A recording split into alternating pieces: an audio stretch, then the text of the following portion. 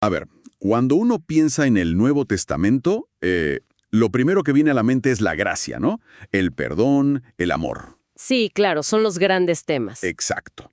Pero, ¿y si te digo que escondidas ahí hay verdaderas, no sé cómo llamarlas, bombas teológicas? Mm, ¿Te refieres a las maldiciones? Justo a eso. Maldiciones solemnes, directas, que a primera vista parecen contradecir todo lo demás. Hoy nuestra misión es investigar por qué están ahí. ¿Son contradicciones o son otra cosa? Esa es la pregunta. Vamos a ser como detectives teológicos. Para esto nos vamos a basar en un estudio exegético muy bueno de Luis Alberto Carella Santiago, que analiza justo 4 de estos pasajes. Me parece perfecto. Queremos entender qué dicen, claro, pero sobre todo por qué existen, a quiénes apuntan y qué verdad tan fundamental buscan proteger. Es que esa es la pregunta clave.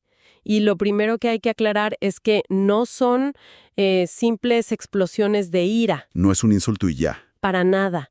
En el griego original, la palabra que se usa es anatema. Y esto, bueno, es una declaración teológica formal, casi legal. ¿Qué significa exactamente? Significa entregado a la destrucción o puesto bajo una maldición divina. Imagínalo como una barrera electrificada. Me gusta esa imagen, una barrera electrificada. Sí, diseñada para proteger algo que se considera sagrado, absolutamente inviolable. Bien, pues empecemos con la que para mí tiene el voltaje más alto. Viene de Pablo, en su carta a los Gálatas. Uf, esa es potentísima. Dice, y es textual, que si alguien, y aquí viene lo increíble, incluso un ángel del cielo, les predica un evangelio diferente, que esa persona sea anatema, maldita. Y lo repite. Lo repite 2 veces, para que no quede duda. Es de una contundencia que casi asusta. ¿Qué podía ser tan grave como para incluir a un ángel en la advertencia? Totalmente. Y la retórica es deliberada. La hipérbole del ángel del cielo es una jugada maestra. ¿En qué sentido? Con eso Pablo está diciendo, miren, no me importa el carisma, el estatus celestial del mensajero. La autoridad no está en quien habla. Sino en lo que dice. Exacto. La autoridad suprema está en la verdad del mensaje original. Y la repetición, como bien dices, es un recurso semítico para dar una solemnidad, casi notarial. Es como firmar y sellar un decreto. Lo he dicho y lo reitero. Esto no se negocia. Justo eso. Entendido. El mensaje está por encima de todo. Pero eso me genera más curiosidad. ¿Cuál era ese evangelio diferente que estaba causando tanto caos? ¿No debía ser un detalle menor? Para nada. Fíjate, para entender esto hay que viajar al mococo en el tiempo. En esas primeras comunidades cristianas estaban apareciendo unos maestros que hoy conocemos como judaizantes. Ok. Y su enseñanza era muy sutil pero demoledora. Les decían a los nuevos creyentes, creer en Cristo está muy bien, pero Ah, ahí está el truco. ahí está. Para ser salvos de verdad, también deben cumplir con la ley judía, especialmente la circuncisión. O sea que estaban añadiendo condiciones. Como una letra pequeña en un contrato que nadie les había mencionado antes. Diste en el clavo. Justo a eso iba. Pablo no lo ve como una opinión teológica distinta.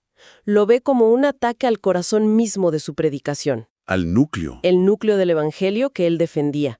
Es que la salvación es un regalo, inmerecido, se recibe solo por gracia a través de la fe en Cristo. Punto. Y al añadir requisitos, Al añadir obras como la circuncisión, estaban diciendo en la práctica que la obra de Cristo en la cruz, pues, fue insuficiente. claro, lo convierte en algo que tienes que ganar, no en algo que recibes. Ahora entiendo la intensidad. Cambiaban el regalo por un sistema de méritos. La maldición entonces no es contra la persona que tiene dudas. Es una barrera de contención contra cualquiera que intente pervertir la esencia misma de la salvación. Es una defensa feroz de la suficiencia de Cristo. Precisamente. Es la primera línea de defensa teológica. Protege el qué y el cómo de la salvación. Fascinante. Esta primera barrera protege la pureza del mensaje. Pero, ¿qué pasa si alguien acepta el mensaje, pero rechaza a la persona en el centro de ese mensaje? Buena pregunta. Me pregunto si hay alguna advertencia para eso.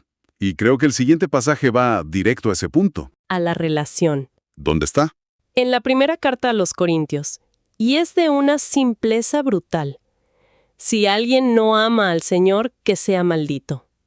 Y acto seguido, Pablo añade una frase en arameo, Maranatha. Si soy honesto, esto suena terriblemente intolerante.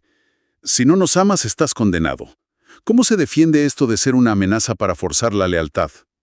Es una objeción muy válida, y es crucial entender el contexto. Primero, la palabra para amar aquí no es agape, el amor incondicional, sino fileo. ¿Y qué diferencia hay? Fileo habla de afecto, de amistad, de una lealtad y devoción genuinas. No se está condenando al que tiene una crisis de fe o al que lucha con dudas. Apunta a algo mucho más profundo. ¿A qué exactamente? A la situación de la iglesia de Corinto, que era un verdadero desastre. Había facciones, inmoralidad, abusos y, lo más importante, había grupos que se oponían activamente a Pablo y, por extensión, a la autoridad de Cristo. Entiendo. Eran enemigos internos. Exacto. Personas dentro de la comunidad, pero con un corazón hostil a Cristo. La maldición es una línea divisoria para ellos. Vale. No es para el que duda, sino para el que es activamente un enemigo en las filas. Pero espera. Después de una maldición tan pesada, añade una frase que significa «Ven, Señor». El cambio de tono es increíblemente brusco. Pareciera, ¿verdad? No se contradicen. ¿Cuál es la conexión entre la maldición y esa súplica? Lejos de contradecirse, una le da sentido a la otra. Es un contraste literario potentísimo. A ver, explícame eso. Al poner Maranatha, justo después del anátema, Pablo crea dos realidades paralelas. Para aquellos cuyo corazón está lleno de afecto, de fileo por Cristo, su venida es la máxima esperanza. Ven, Señor. ¿Y para los otros? Pero para aquellos cuyo corazón es hostil, que no lo aman, esa misma venida se convierte en el momento del juicio. De la sentencia. ¡Wow! Es como decir, elijan su bando, porque el Señor viene, y su venida será alegría para unos y juicio para otros. Exacto. Dependiendo de dónde esté tu lealtad y tu amor.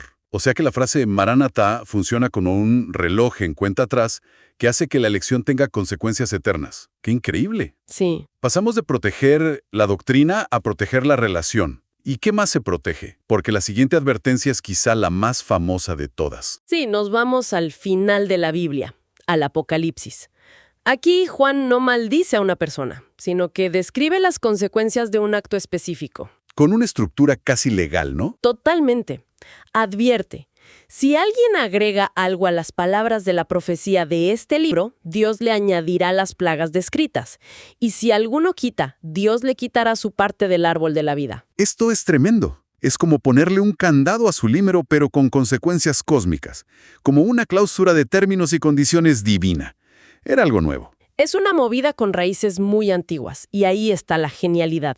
La fórmula «no añadirás ni quitarás» era una cláusula estándar en la antigüedad para sellar tratados, testamentos. Para garantizar la integridad del texto. Justo. Pero lo más significativo es que esta misma fórmula aparece en el Antiguo Testamento, en Deuteronomio, para proteger la ley de Moisés. Espera. Entonces Juan está equiparando su propio libro con la mismísima ley de Moisés. Eso es una declaración de autoridad monumental. Exacto. Es una jugada audaz. Está diciendo, esta revelación que acaban de leer tiene el mismo peso, la misma autoridad divina que las escrituras más sagradas. Esto es palabra de Dios, no la toquen. Y era necesario en esa época. Muy necesario. Circulaban muchísimos textos apócrifos, visiones, profecías falsas. La gente añadía sus ideas o quitaba lo que le resultaba incómodo. Esta maldición funciona como un cortafuegos. Un muro de contención. Sí, para proteger la revelación divina de la manipulación humana. Y las consecuencias no son una simple multa. Son las plagas y la exclusión de la vida eterna. La sanción es proporcional a la ofensa. Una lógica teológica implacable. Se protege la integridad y la santidad de la palabra. Muy bien. Hemos protegido el mensaje, la relación y la palabra escrita. La última parada, según el estudio, es una escena casi cinematográfica en el libro de los Hechos. Simón el Mago. Ese mismo. Una escena vívida, sin duda. Simón era un hechicero que se convierte. y queda maravillado al ver cómo los apóstoles imponen sus manos y los nuevos creyentes reciben el Espíritu Santo. Y ahí se le ocurre una idea. Lo que él cree que es una gran idea de negocio. Exactamente. Se acerca a ellos y les ofrece dinero para comprar esa habilidad. Quiere añadir el poder de dar el Espíritu Santo a su repertorio. Y la reacción de Pedro es volcánica. Les peta, que tu dinero perezca contigo. Y esa frase, que perezca contigo, es mucho más que un vete al diablo. La palabra griega para perecer es apoleia. ¿Y eso qué implica? Es un término con un peso teológico enorme. Se usa casi siempre para hablar de la condenación final, la ruina espiritual eterna. Lo que Pedro pronuncia no es un exabrupto, es un juicio espiritual. Pero, ¿por qué tan extremo? Uno podría pensar que Simón, como nuevo converso, simplemente no entendió. ¿Qué representaba su acto para merecer eso?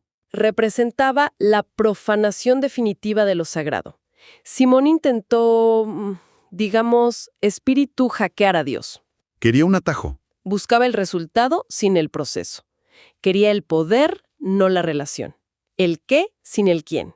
Entiendo. Intentó tratar al Espíritu Santo, a la tercera persona de la Trinidad, como si fuera una mercancía, una técnica mágica que se puede comprar y vender. Lo redujo a una transacción comercial. De hecho, de este incidente viene la palabra simonía, que es la compra o venta de cosas espirituales. Ah, claro, la simonía.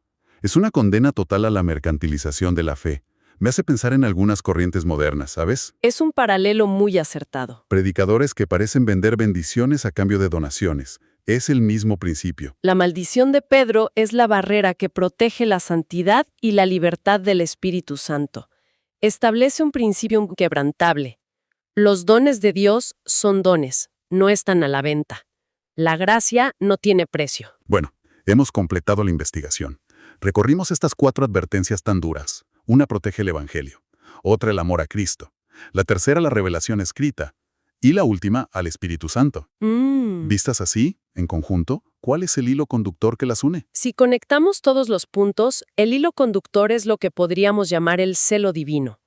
Ninguna de estas maldiciones nace del odio personal o de un espíritu vengativo. No son caprichosas. Para nada. Todas funcionan como un sistema de defensa, un perímetro de seguridad teológico para proteger la centralidad, la pureza y la santidad de la obra de Dios. Es como si Dios, a través de los autores, estuviera diciendo: les he dado el tesoro más grande, pero estas son las reglas para no corromperlo. Es una excelente analogía. Piénsalo como un curador de museo protegiendo una obra de arte de valor incalculable. A ver. En Gálatas se protege la pureza doctrinal del Evangelio. La salvación es solo por gracia. No le añadan sus méritos. En Corintios se protege la lealtad y el amor a Cristo. La fe es una relación personal. No solo un asentimiento intelectual.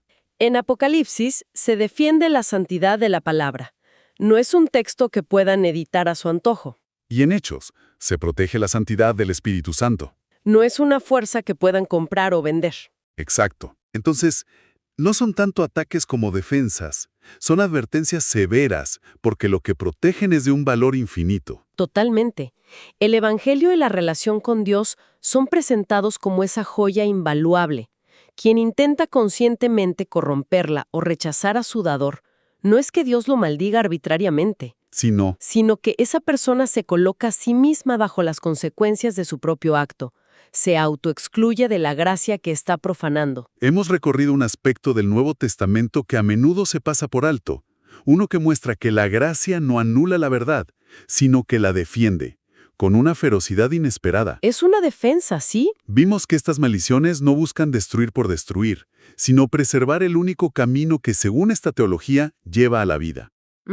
Y el análisis de estos textos nos deja con una reflexión final. Si estas maldiciones funcionan como límites de seguridad, como esas barreras electrificadas de las que hablábamos, Sí. la pregunta que surge para nuestra época es: ¿cuáles podrían ser los evangelios diferentes o las manipulaciones de lo divino que existen hoy, quizás de formas mucho más sutiles? ¿Y cómo aprenderíamos a reconocerlos?